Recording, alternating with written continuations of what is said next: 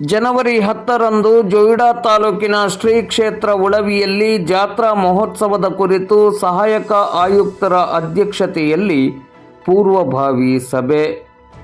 ಜೊಯಿಡಾ ತಾಲೂಕಿನ ಶ್ರೀ ಕ್ಷೇತ್ರ ಉಳವಿಯಲ್ಲಿ ಇದೇ ಬರುವ ಫೆಬ್ರವರಿ 16ರಿಂದ ಫೆಬ್ರವರಿ 26ರವರೆಗೆ ನಡೆಯಲಿರುವ ಇತಿಹಾಸ ಪ್ರಸಿದ್ಧ ಶ್ರೀ ಉಳವಿ ಚನ್ನಬಸವೇಶ್ವರ ದೇವರ ಜಾತ್ರಾ ಮಹೋತ್ಸವದ ಕುರಿತಂತೆ ಸಹಾಯಕ ಆಯುಕ್ತರ ಅಧ್ಯಕ್ಷತೆಯಲ್ಲಿ ಜನವರಿ 10ರಂದು ಬೆಳಗ್ಗೆ 10:30 ಗಂಟೆಗೆ ಶ್ರೀ ಕ್ಷೇತ್ರ ಉಳವಿಯಲ್ಲಿ ಪೂರ್ವಭಾವಿ ಸಭೆಯನ್ನು ಕರೆಯಲಾಗಿದೆ.